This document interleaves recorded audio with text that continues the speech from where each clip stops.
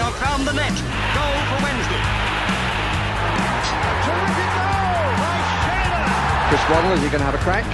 Oh, he does, and it's goal. Still Glenn Wheeler. Aidan Fred whacks the goal. It's the Is there time for a winner?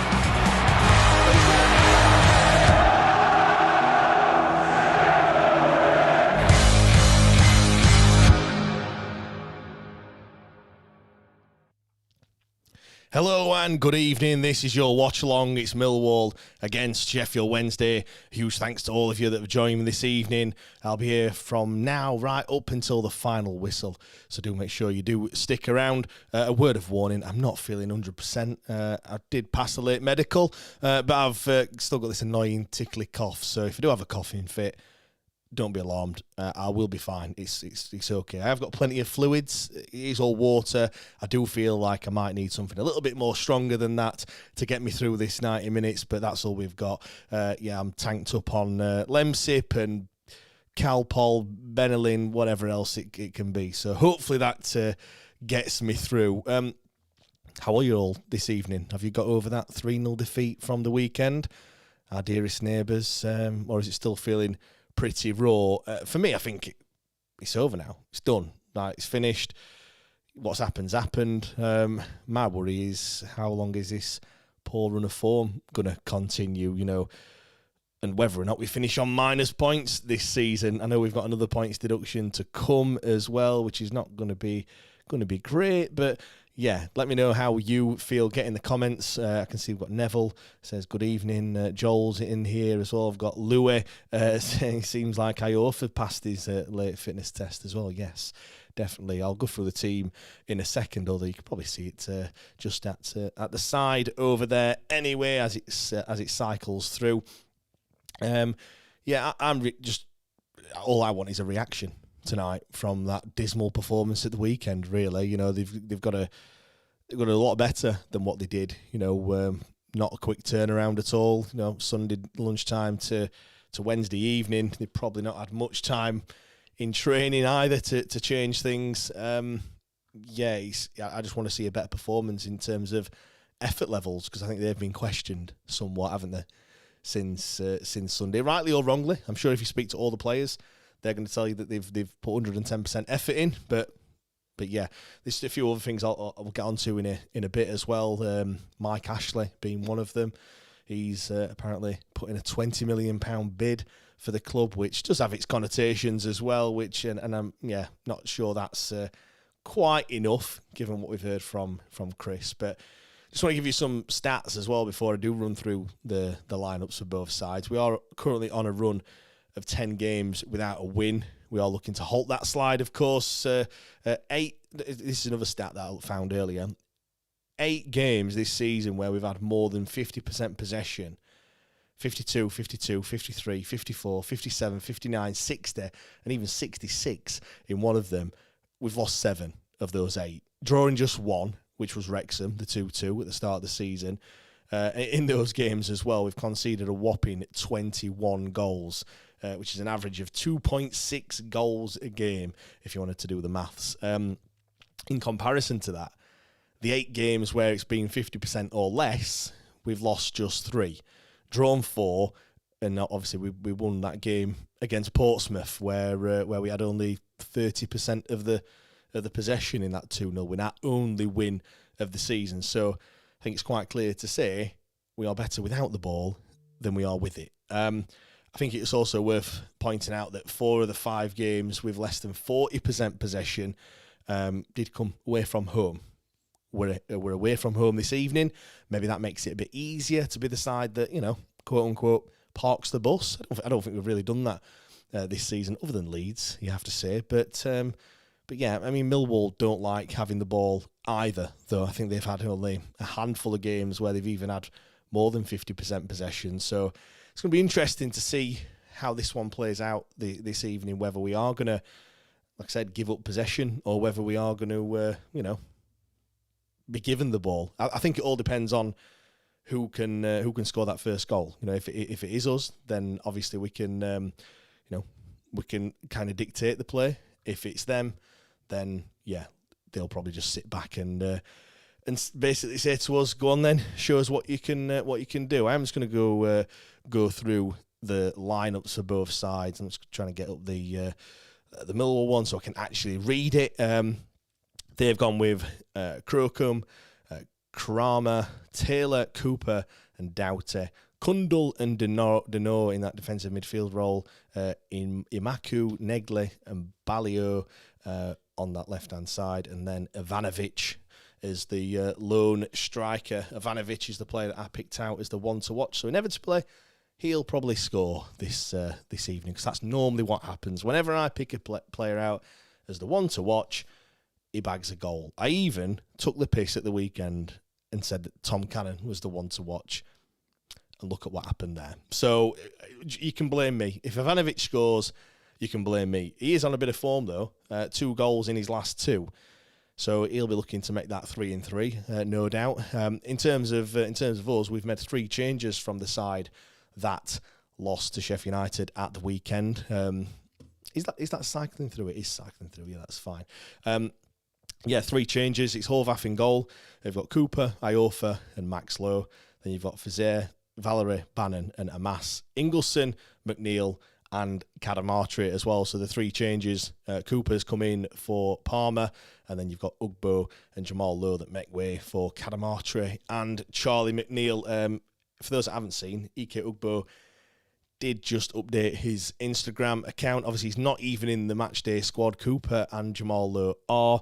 Ike Ugbo has just, his Instagram picture is him carrying a baby carrier. So, congratulations to Ike Ugbo. At least he can score 1 goal anyway this season. Sorry for the bad joke. Although, to be fair, technically, that would have been last season, wouldn't it? But anyway, congratulations to him. That probably explains why he's not in the starting lineup or the squad for this evening's game. Let's see if there's some more comments. Dill says, "Man flu really is no joke." Yep, Dill, he's probably saying that from experience. George says, "Just a knock then." Yep, like I said, past the medical, we're all good. Gegan says, "Evening, just want to see us compete tonight." Yep, I do too as well. Not expecting a great deal. Celebrity MasterChef is on at 8 o'clock, if anyone was wondering, on BBC One. So yeah, if after 15 minutes it is a bit of a done deal, you can always switch over to that one. Melissa, you can stay here, because there will be, at least 90 minutes of therapy on here. You certainly can guarantee that one.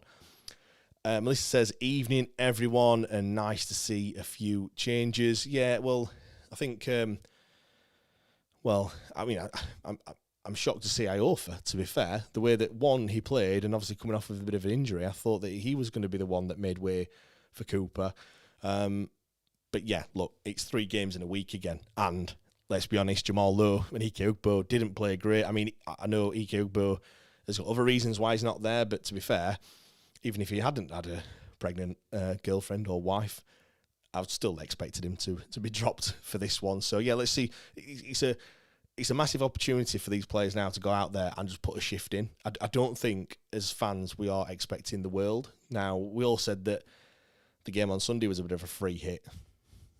Judging by people's responses, maybe it wasn't quite the free hit that everyone was thinking, but we're just expecting a performance. Just expecting them to go out there and just try. Is that too hard of a thing to ask? Just do the basics right. Let's not fanny around with the ball at the back. Let's play a bit of long ball. Let's not piss about with it on a corner, trying to do a short corner like we did on Sunday and lose the ball and then start one of their attacks. Just get it in the mixer. Look for Cooper. Apparently quite decent with his head. Although we can soon train that out of him, I'm sure. Matt says, "Congrats, Ugbo." Yep. UK Gamer says, "Brutal." I'm guessing that's in relation to the Ugbo comment that I made. But yeah, I mean, we can also talk about the news today that there's 2 bits of news, isn't there, really? There's one yesterday about apparently Sheffield United owners inquiring about how much it would be to purchase Sheffield Wednesday, and even the possibility of merging the 2 clubs, which is absolutely wild. Like, I mean, that is just an absolute non-starter. And to be fair, I'd be very, very worried if you was a Sheffield United fan that their owners. You imagine, whoever the new owners are of Sheffield Wednesday. Imagine if they came and said that. I mean, God forbid, our previous owners, if they came out and, or owner, should I say, if he came out and said that he wanted to do something like that, what a ludicrous thing to say. Like, just shows how out of touch these, some certain football owners are with the whole English football. I mean, I don't know how it works over in the States with MLS clubs or NFL. I know it's all franchises and stuff like that, and I know some do change and things, but yeah, maybe that's the norm over there, but certainly not. Can you imagine? Like, I know it's been. I mean, the idea has been floated about sharing a stadium, and that one gets a firm absolutely not. But two clubs actually merging and becoming one. Nah, I mean that's just not going to happen, is it? At all. There's also been the news earlier about the bid from Mike Ashley, which, again, a lot of people have said that he's certainly one that we don't want. I'd love to know what your opinion is on that one. Let's say Mike Ashley does become the new owner of Sheffield Wednesday. How would you feel? Would that be a firm no, or would you be happy with that one if Mike Ashley comes in? I mean, look, he isn't first choice. No, but of course we've got billionaire owners and multi-billionaires, should I say? Because I mean, look, Mike Ashley, if you have a look, if you believe what the internet says, he does have a net worth of a fair few billion. Let's be honest and let's be fair about it.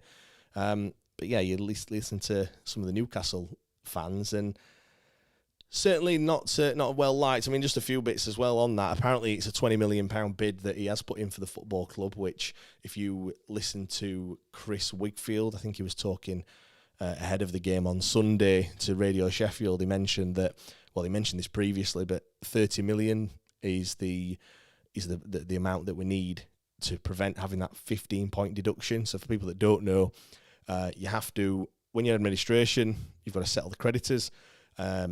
You have to, I think this is an EFL law, you've got to pay at least 25 pence for every pound that's owed to a creditor. I don't know whether that's a secured creditor, unsecured, or I don't exactly know how it works. I think some do have to be paid in full, like, for example, the HMRC, unless an agreement is made.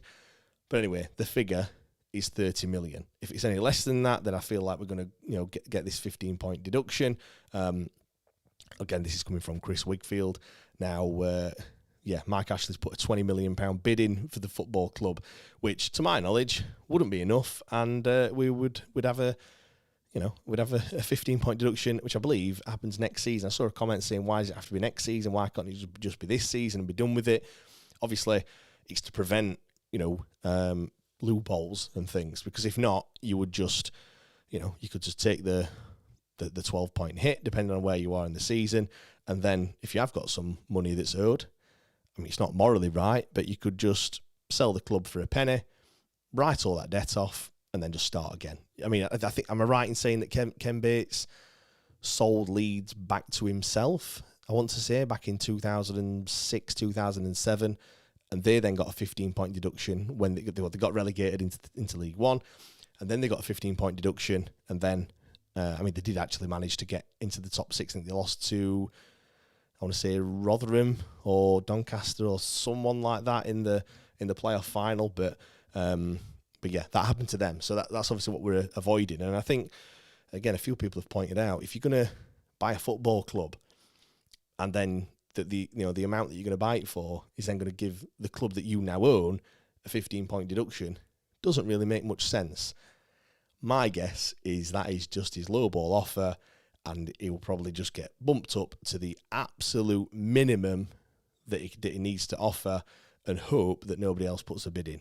And then if he wins, if he's the highest bidder, then great. If he isn't, I'm sure he's not going to be that particularly bothered, and he's just gonna move on. I mean, for what it's worth, is Mike Ashley the most attractive new owner of Sheffield Wednesday? Well, absolutely not. However, he is a decent businessman. Like him or hate him, he does balance the books. And I've always said, I feel the next owner of Sheffield Wednesday isn't going to be the one. They're not going to be the one that gets us to the promised land. We are a distressed asset at the moment. We have, there's a lot of work that needs doing, should I say. I feel like the next owner is going to be just balance the books, get us onto an even keel, not really do a great deal with the stadium and the training ground, but what they might do is put plans in place and put plans for a new academy. They might have already sourced the land. They might have already done all the plans for a new training ground and everything else, a new stadium maybe. And then when they sell the club with all these plans as well. And knowing that we are now a championship club again, if that's 2, 3, 4, 5 years' time. And then the club is going to be, if they paid 30 million for them, the club might then be worth 60 or 70 million. It may be even more with all these plans attached to it. And the new owners know that they need to spend X amount of hundreds of millions to get them to where they need to be. That's my theory, and like I said, for someone who has got all the billions of pounds, I don't see them buying a project. And that's what we are, aren't we, really? We are a project. They're probably going to be, if you look at, I don't know, let's just say Facebook is an example. Instagram is a new social media account. Facebook didn't create Instagram, but then when it got to a certain level, they just acquired it and bought it and then get it to what it is now. Similar sort of thing is what I can see with this football club. All right, it's established, well established as a football club. I get that. We're not a start-up, but we are broken. And I feel like the next owner is going to come in, get us to some sort of level, and then it just needs just money. We don't just need money at the moment. We need people with a plan, an actual idea. I mean, maybe I'm doing some of the potential owners a bit of disservice saying that all they've got is money and they don't have any ideas and stuff like that. Maybe they have them themselves. I'm just looking and thinking, and maybe I'm just trying to temper my expectations as well a little bit. Perhaps that the new owner isn't maybe going to be that multi-billionaire that we might think it's going to be. Again, I really, really hope that it is, of course. Let's come to some comments then. Please get in the comments. Do keep me some company. I've got Tony in here. Evening, James. Hoping for a better performance, so we'll lose 2-0. Is it the 5th yet? Yeah, the 5th of December is that date where the administrators are going to, well, that's when the preferred bidder is hopefully going to be chosen at that point. Whether or not we find that preferred bidder is at that point is yet to be known. I'm sure if it does get announced publicly, people will be frantically searching on company's house and whatever else may be, trying to find all the information out on said potential new owner. And Twitter will go in absolute meltdown, I'm sure. But yeah, roll on the 5th of December. George says Slazenger Wednesday kits. Could be worse, George. It could be Donny as well. Do they still do Donny? Or maybe it's the high vis stuff that they have near the till that we're going to be wearing in. Maybe that's going to be the away kit, fluorescent yellow with a reflective sash or something like that. Joel says, can't we have both money and someone with a plan? Yeah, I did kind of caveat that as well. Like that is, we can, of course we can, but. Yeah, that again, Joel, it's just my theory on things that are based on absolutely nothing, based on absolutely no knowledge whatsoever than my opinion, which obviously this is all this podcast is born out of mine and Matt's opinion, of course, and things. James says, get Diodora back. I remember that I had the blue away kit that had obviously the Diodora logo, and then it just said Diodora across the chest. That were a belt to that one. I remember having who was the player that one of my dad's mates was sponsored, one of the players, Ian Hendon, I think it was. What a player to pick to sponsor. Number 2 at the time, I remember that one. I had a picture taken on the pitch. And yeah, what a player that was. Mr. Kiru24 says, people are saying Sheffield United merger. Yeah, that came out on a report yesterday that's the Sheffield United owners actually inquired about purchasing us. I just want to stress as well, they never actually showed the proof of funds or anything like that. It was merely just an inquiry into doing that, but which got quickly shot down by absolutely everyone as well, and rightly so as well. That's That's never, ever going to happen, is it at all? Right, let's... how long we got? Another 9 minutes until kickoff. Get your score predictions in the comments. What's the score going to be this evening? Apologies, there's going to be a few times when I do cough, so I am sorry. I do apologise. But yeah, what's your score prediction for this evening? We are on a 10-game run without a win, which is, not great, is it? Our last win and our only win of the season came against Portsmouth 11 games ago, if you want to do the maths. Pretty simple there. But yeah, we have picked up a few draws. I mean, our away form is slightly better than, well, it's a lot better in it than our home form. Let's be honest. And the pictures I've got have frozen. I hope they fix that. I've still got audio, but I've not got any pictures. So hopefully that comes back before kickoff. Or this will be not a very good stream, would it? Really, to be fair. Yeah, get your score predictions in. Have we got some score predictions already? Yes, we have. Joel says 4-0 Millwall, unfortunately. Matt's a bit more optimistic. 1-1. We play better away. Agreed. James says a 2-0 win to Wednesday. Cads and Cooper to score. James, I hope you're right, mate. I do hope you're right. Mr. Cyrus says I agree with the 4-0 to Millwall.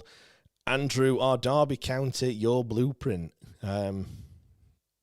What, in terms of what sort of club we want to be? Absolutely not. I think we're a lot bigger than Derby County. So we've got bigger aspirations than that. I was just saying, I think personally, the next owners, like I said, aren't going to be the one. I hope they are. I really, really do hope they are. And it's really, I want to say as well, it's really exciting times. It's the unknown, isn't it? Like, we literally have no idea who it's going to be. There's been lots of rumours, who it could be, who it might be. Yeah, I just can't wait. I can't wait for it actually to be announced, and we can just start just being back to a normal football club. Like, it's been so long where we've been the club that we are now, and yeah, maybe this is the time where we can just go back to being, I don't want to say boring, but just talking about normal stuff again. Getting out of admin. Well, it took them 12 months, Andrew. I hope it doesn't take us 12 months. It's been, how long's it been? 4 weeks since last went into administration. I think a lot of people forgot that 5-6 weeks ago, we were panicking. 5-6 weeks ago, we were shouting at each other for going to the away games. You know, shouting at each other, saying, was it the Charlton game? You know, you're enabling our previous owner. I nearly said it there, by the way. Nearly said it, but I didn't. I stopped myself. You know, you're enabling him. You're funding him and things like that. And the other. And I was genuinely concerned about, you know, the game at the weekend. Concerned like how many people is going to be there, whether I'm going to have to make the decision of whether I go or not. You know, fast forward to now, and we're deciding whether, you know, whether it's going to be Mike Ashley or someone else. You know, I think you have to look at the bigger picture sometimes. I think someone said that as well. You know, if you'd have said again 6 weeks ago that we would have potential new owners, but in order to do that, we're going to get beat 3-0 by our nearest and dearest, you would have took that. And I have to agree. I think you'd have took anything, wouldn't you? Really. But then when saying it's one thing and then the reality of it is certainly another one. Did I say Mike Ashley?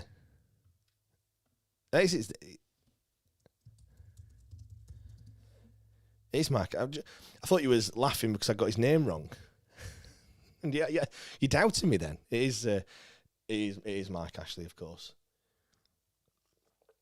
Joel says there's not many there in the away end. I mean, I do applaud absolutely everyone that has travelled this evening down to London for this one. It's I don't begrudge anyone for not making that trip down. I think what would it have been? It's good for 2 or 3 hours down to London. Same to get back. Probably the train is going to be pretty late as well. So yeah, fair play to everyone that has definitely gone down there. J Blog says Man City is the blueprint, Andrew. Yeah, I mean, Tony said City or Brighton or Bournemouth. I think the thing is with those, Tony, is I suppose from a fan's perspective, we have to be prepared to actually have a few years of not a great deal happening. And, bringing youngsters through, they'll have to play, of course. Some will be good, some won't be good. And we need to actually... sorry, I'm just seeing the teams come out, and I don't know who their captain is. Maybe someone can enlighten me. But Barry Bannon stood next to their captain. He's about 6 foot taller than him, which I know is not difficult, but it just the size difference there was quite something. Yeah, Jay says, I'm joking about Man City. My problem with Brighton and Bournemouth is that they both needed elements of luck to get to the Prem, which then helped them support the youth development place A's. The other thing as well, it does cost a lot of money. What they've done isn't cheap. It did cost a hell of a lot. People think that it was just, happened by magic, but they did have to spend a lot of money on that youth team. And I don't know others that are in that situation, but maybe the others that tried that don't have that same level of success. So... yeah, we'll have to see. Let me just get the scoreboard up as we approach kick-off. The teams have, of course, come out of the tunnel. Let's have that one on. There's a couple of other games on at the moment, we'll be getting underway in a couple of minutes' time. We've got Blackburn, who host QPR. We've got our dear neighbours, who host Portsmouth. Wrexham take on Bristol City, and then it's West Brom, Birmingham as well in the 8 o'clock kickoff. So 4 other games in the Championship at the moment.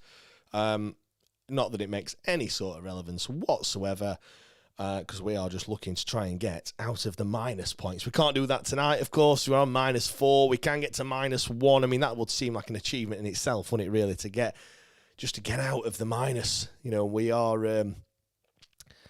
we've only scored 12 goals this season. We've conceded 32, so we're worst on both metrics as it stands. We didn't have the least number of goals, but we gave up that mantle at the weekend, unfortunately. So, have we had any more score predictions in the comments? Let me just have a look. No, John says, how many tickets did we sell for tonight? Not sure, mate, but apparently Joel says there's not many in that away end. But like I said, chapeau to all the people that have made that trip down to the Den. Last time out, we had a 3-0 defeat, if you remember, 0-0 at half-time, and then an absolute collapse in the second half. That was that game week 4?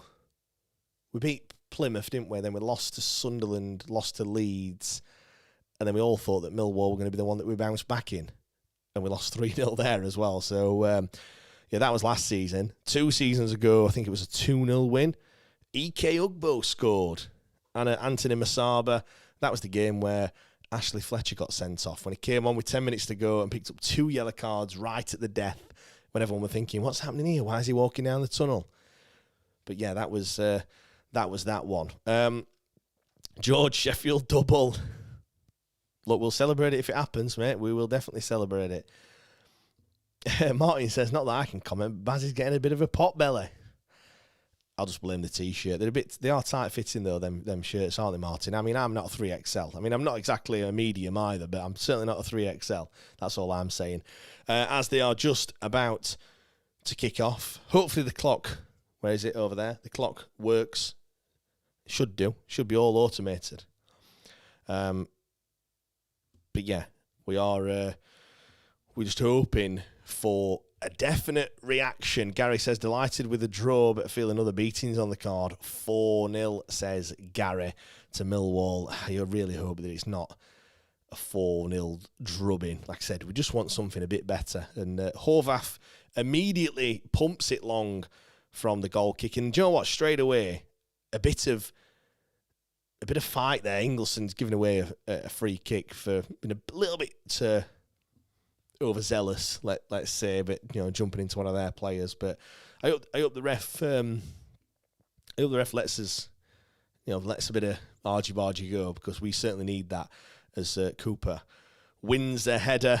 What do you think to that as well, Liam Cooper? He came in probably a lot earlier than what he thought. By all accounts, he was supposed to be playing in the under-21s yesterday and not featuring today, as it happens. He's in the starting lineup. As Millwall come forward and they square it across, but it's offside, thankfully. That was, I think it was Cadamarchi there with the misplaced pass in the middle of the park.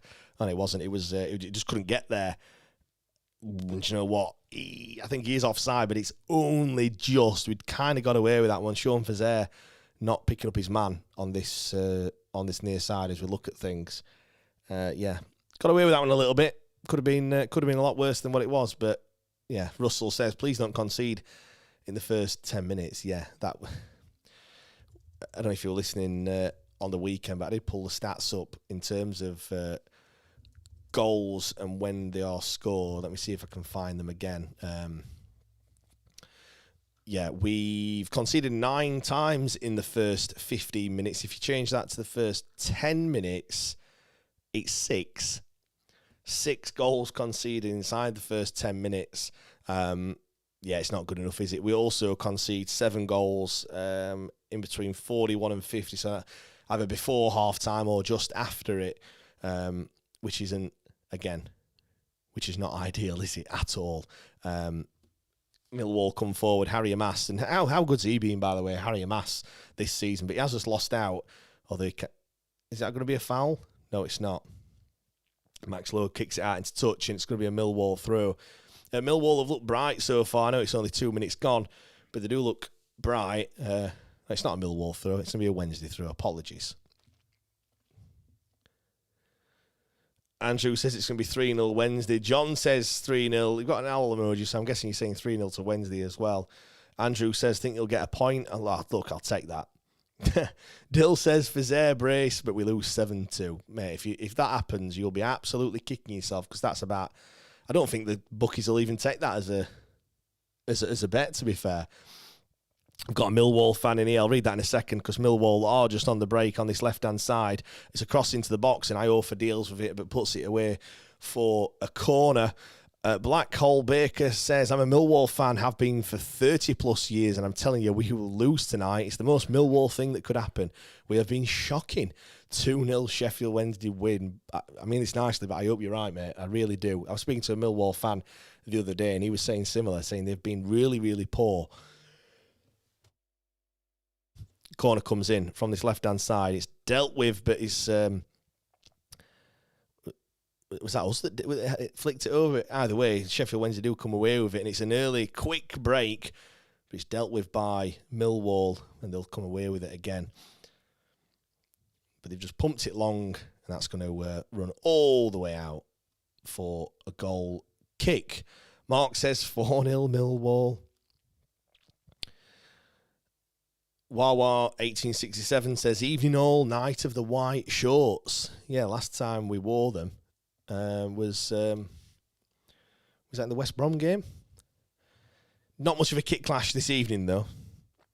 Seems though... I was going to say what shorts are Millwall wearing, but at the moment I was looking at a picture of... Oh, they're in white shorts as well, yeah. But it doesn't look more... I think the solid blue is a lot better than the blue and white of West Brom, innit, really? So, yeah, no kick clash there whatsoever. And also, they've got the dark socks, sorry. Matt says, not long in, but we look to have a bit more aggression that we've been asking for. Yeah, definitely. Louis, we look more competitive tonight than we did on Sunday. Yeah, agreed. I mean, they need to be as well. Like, it would be an absolute own goal if we didn't just come out in the first 10 minutes and at least show a little bit of fight, a little bit of battle. But we'll see. We'll see what happens as the game goes on. Sean Fazer wins the ball in the middle of the park. A little tricky. Right, go on, Bannon. That's it. Go on. Charlie McNeil striding forward. Lays in Bannon, who hits it. Didn't quite bend it into that top corner that he wanted. Fairly easy for the goalkeeper in the end. But do you know what? We've done something that we didn't do at the weekend. We've had a shot on target. That's all I'm saying. Yeah, Dean, shot on target. Wow, Andrew, shot on target. Yeah, unbelievable scenes at the Den. George says, I'm leaving, too much optimism. Look, it can't be any worse, can it? Insert Mick McCarthy meme. I need that as a little button, don't I? It can. Dill says, black hole break. Everyone says that against us. Yeah, I mean, to be fair, it's how we would, if we were playing a team that's on an absolute dire run, we would say exactly the same. So, yeah. Russell says, I love Liam Palmer, but glad he has had a rest, inverted commas. I mean, it's nicely, but I don't think Liam Palmer thought going into this season he would be playing as much football as what he has done. But maybe not even last season either. But he's had to play pretty much every single game. That's good from... who was that? It was Charlie McNeil, was it? That did well, but it's a misplaced pass, and it's Millwall that are going to come forward, break inside, goal. Do you know what? Sean Fazer there, really strong in the tackle. That was brilliant from him. And another strong tackle from Dom Iorfa as well. It was really important that if he'd not got that tackle in there, well, Horvath would have had to be 10 with a shot. You see it now when it's cut inside, and Fazer just gets his body in front of the man, and I'm surprised it wasn't a free kick, to be fair, as the Millwall player brings him down. But yeah, he's another player, Sean Fazer, again, nicest one in the world. He wouldn't... Dom Iorfa with a massive shoulder barge there. This is much better from Wednesday. Physicality is what we need. Didn't see any of this at the weekend. I mean, to be fair, I'd rather have seen it on Sunday than today. It's like we're playing in a Steel City derby tonight, but we've asked for a reaction, and we've certainly got it from a physicality and a defending standpoint, definitely. Gary said, I thought he fouled him. What, Fazer fouled the Millwall player or the other way around? Yeah, Louis, we already had one shot on target and didn't have one on Sunday. Jonas says, I think it'll be a close game, but Millwall edges it. Hopefully we win 1-0 instead. George, change the room before the match. Let's get physical. Yeah, certainly much physical. No, I don't think it were, Gary. I think he's just got his body in the way. I think... he didn't use his hands. You could argue a bit of a shoulder barge. I'm happy with that personally. I think if you look at what was it Campbell on Palmer on Sunday down in the corner, that was a similar thing. I think he just got in the way of him. Yeah, like I said, in between the ball and the man. But again, I'm not a referee. You're probably now going to tell me, Gary, that you're Northern Counties Premier referee and have been for 35 years or something. Louis, why couldn't they do this on Sunday? Agreed, mate. Like, I mean, I've no answer for you on that, Louis. I really don't know.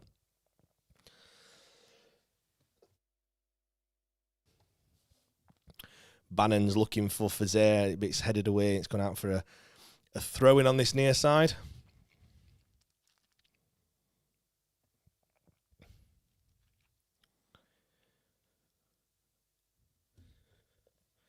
It's going to be interesting to see whether we can keep this up for the full 90, but certainly, again, opening 10 minutes, much better than we saw at the weekend, without a shadow of a doubt. I think it's one thing doing the tackling, it's one thing being physical. Are we going to be able to fashion any sort of chance? We've already had one shot on target that we've been celebrating, of course, but it's whether we can carve out those clear-cut chances, and once we've done that, can we convert them as well? Big opportunity for Charlie McNeil. Again, he's not had many opportunities this season. How many games has McNeil started? It can't be many, can it, this season? Let me have a quick look at that one. Charlie McNeil, where are you? Charlie McNeil, reveal yourself. 4 starts, 9 substitute appearances. So, yeah, this is his fifth start of the season, so yeah, going to be interesting to see how we get on here as Dom Iorfa, recovers well there. It was a ball forward that I think the player offside kind of spooked him a little bit. He was coming back, and the other player was certainly onside, and yeah, they've sorted it though. We've panic over. As Ingleson has a bit of space to run into on this left-hand side, Harry Amass cuts inside, chops it back to Max Lowe. Harry Amass again inside, looks for Bannon playing in that left-back role. Oh, it's loose from... Who was it there? Was it Charlie McNeil that just didn't pick the ball up? It's just... Well done, Bannon. Was it Charlie McNeil? No, it was Harry Amass. Apologies. Harry Amass wearing the gloves. He's minus points for that one, certainly.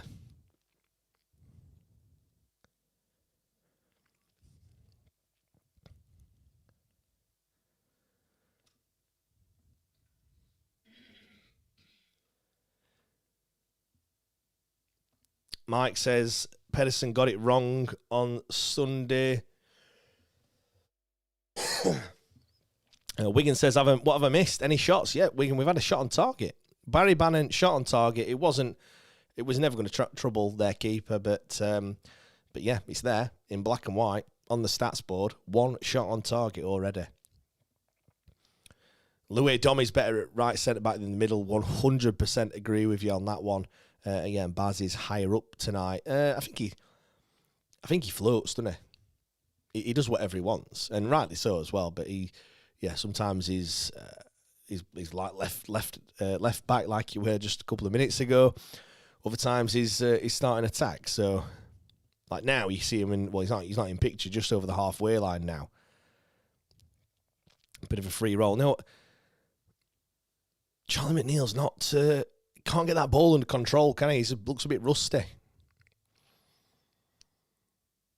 Matt says, we have two amazing Owls jumpers to give away, extra large and a large. Also a voucher for Justy, Amazon and Wednesday Club for kids who can't afford. Matt, when are you going to comment a normal comment, not just plug in your Facebook group? That's all you're doing here. Jay says, Baz is desperate for a rest. Yeah, well, when you think about it, ever since he's been here, he doesn't have any rest, does he, at all? He's never had more than 2 or 3 games out. And even then, they've been very, very few and far between. You haven't missed out, by the way. Apologies. Ball comes into the box. It's dealt with by Cooper, who just side foots it out for a throw-in on this near side for Millwall. John says, Iofa already looks better with the insurance of a proper defender alongside. Look, I said when Cooper came in, it feels very much like Glenn Louvens and Tom Lees. Tom Lees looked a million times better when he had Glenn Louvens alongside him. Obviously, we didn't know that until Glenn Louvens left. But when he did leave, Tom Lees looked a shadow of the person that he was before. I think the similar things can happen with Cooper. A bit of leadership, a bit of experience as well. Not saying that Iofa's not experienced, but I do think he needs someone to be in his ear all the time and telling him where to be, what to do and stuff. So hopefully, you see now Cooper is remonstrating towards Iofa. I'm not sure what he's telling him, of course, but he's giving him some sort of communication. And I think that's exactly what he needs. Look, I'm not Iofa's biggest fan. I think that's quite obvious if you listen to the podcast on a regular basis. But I think, he was much better when Weaver were alongside him. He's not a man to play in the middle, in the centre of a 3. So, yeah, hopefully he can be better. It's the throw-in from Millwall. It's flicked on by Sean Fazer. Not ideal, but it's dealt with by Ingleson. But it's coming again, and it's gone straight into Horvath's grasp. And he does hold on to it. You'll be all glad to know. Owl for Life says, evening, mate, I'm going 1-1. I would take that 100%. Sean, this is the team that should have started on Sunday. Already looks more solid. I don't think it really is a personnel thing. I think it's just more a mentality thing more than anything else. I think it would have been very difficult for Cooper to have started. Having only just come into the side, I don't think that was ever the plan. But I do agree in terms of the way that they've started. Much more combative, definitely. It's Charlie McNeil, and the ball looks forward for Ingleson, but the keeper comes out and deals with it. Oh, that's a late challenge. Is that going to be pulled up? No, it's not, no. Iofa over halfway. Got a bit of a nosebleed there, Dom.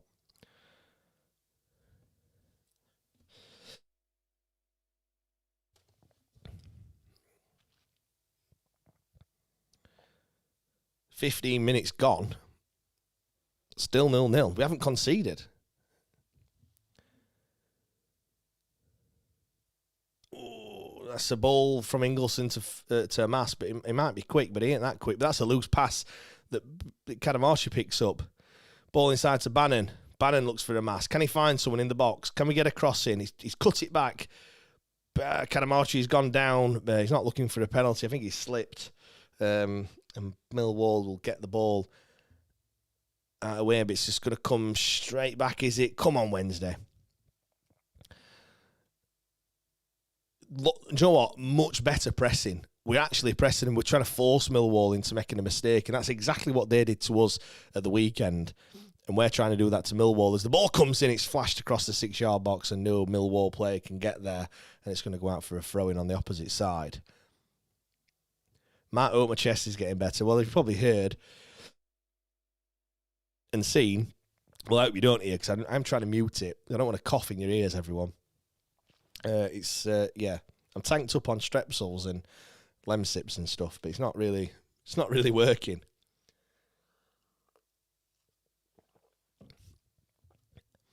Alpha Life, they played like this for the first 10 on Sunday, but after the goal fell apart. I don't think we're this combative. How many times have I said that word, by the way, in the last 17 minutes? It seems like every 2 minutes I say it. Yeah, I think the aggression wasn't there. We certainly looked all right in the first 5 or 10 minutes. I remember Valerie with some neat little play. I remember Harry Mass doing something similar. But we didn't show that aggression. We certainly weren't pressing like we are now. You know, we're pressing them in that midfield. We're trying to put them under pressure. We're trying to force them into making a mistake as that ball goes forward, looking for McNeil, for Zaire. McNeil again. Oh, is that McNeil? I keep getting McNeil and Cadamarci mixed up. Apologies. It was Cadamarci then that held the ball up.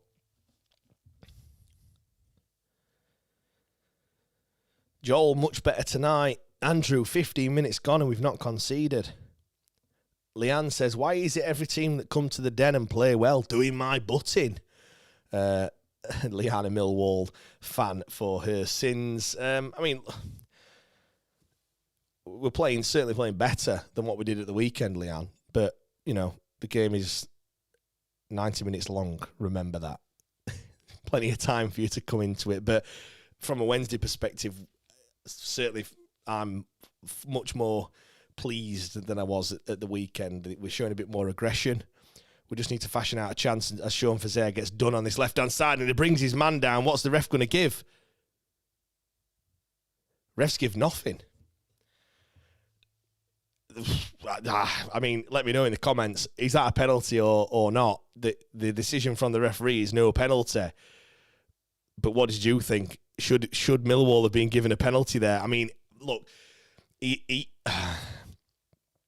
seeing him given, I think he's looking for it. I think if he's not going to give it, he's got to give a yellow card for a dive. He don't look too angry about it. I think he's got away with it there. But I've certainly seen him given as the corner comes in. And we clear it, but oh no, we haven't cleared it. It's a sliced clearance from McNeil.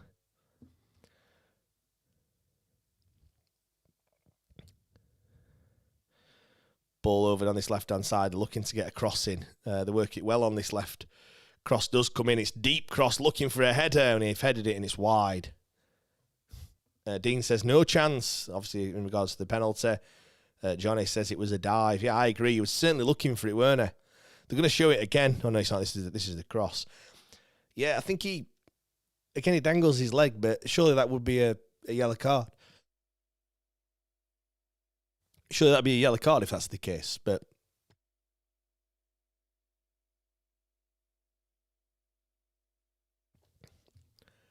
yeah. I mean, the other thing though, Sean Fisher, he got done, didn't he? Really down this near side, and I think they're going to take a lot of confidence in that one. They're going to, well, if they've got anything about them, they're going to exploit that left-hand side. And I think most of their attacks have come down that side already. And yeah, they're going to keep trying to do that. Once she's got the better of him once, he's going to keep doing it and doing it. So he's got to keep his composure, not dive in, not get too excited. And yeah, we'll see what happens as Valerie holds off the ball well and plays it out to Sean Fassier. Kind of deja vu then from the game at the weekend as he cut back and played it inside to. This time he played it inside to Dom. Obviously at the weekend he played it inside to Liam Palmer, didn't he? Oliver says, "Why do we play with such more freedom and aggression when we're away from home? Look like a completely different team." The only explanation I can give for that is just the fans. You know, he's playing in front of 2,000 Wednesdayites down at the Den this evening. Maybe the expectation as well. There's less expectation on you away from home. At home, you come out in front of ordinarily 20-odd thousand Wednesdayites. Maybe it is just that expectation that goes up as Svante Ingelsson didn't need to put his hands on him there. He'd already done him with the pace, but he put his hands on the Millwall player. We put some pressure on him there. Didn't need to do that.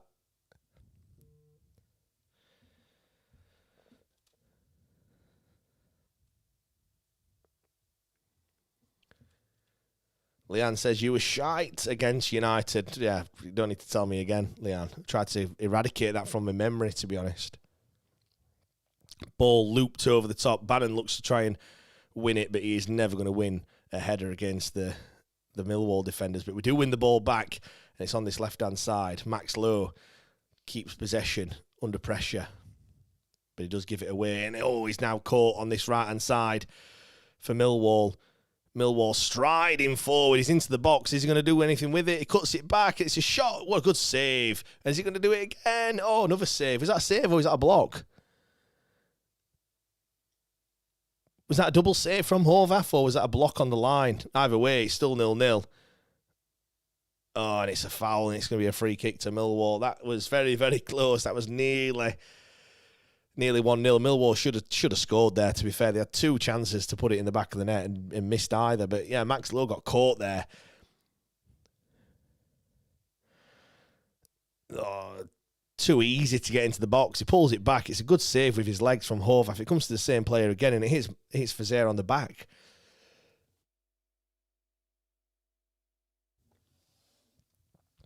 Yeah, it's a good save with his legs. Comes back to the same player, number 7, and he hits it. And he just, I mean, Fazier does exactly what he shouldn't do and turn you back on the ball.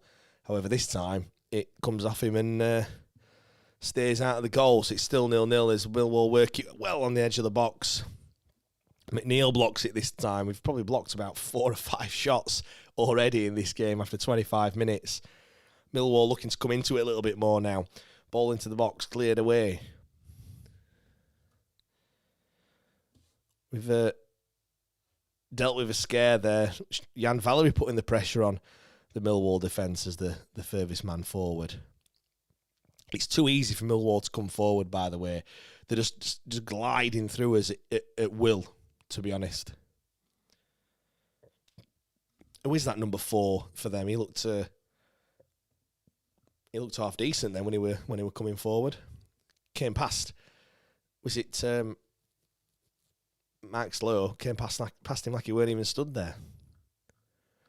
Let's have a look. Who is this number?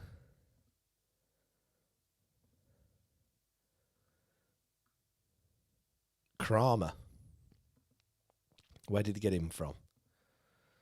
Tristan Kramer. Not one that I'm too familiar with. Got him from Exeter, don't he? He's been on loan at Exeter. At Bristol Rovers as well. 24-year-old Frenchman, if anyone was wondering.